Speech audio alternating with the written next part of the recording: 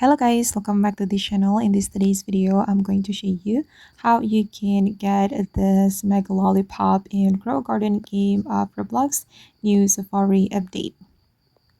Okay, let's get into it guys. I have just joined the Grow Garden game, and as you can see, I'm holding Mega Lollipop, and I'm going to show you guys how you can get this item for free.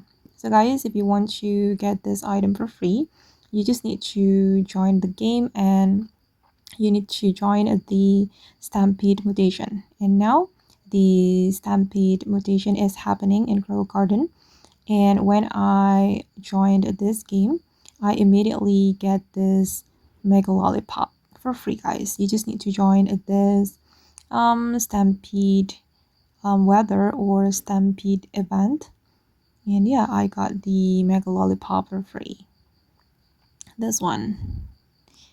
And just stand by and grow a garden, and I hope that you will get the Stampede mutation and you can claim your Mega Lollipop.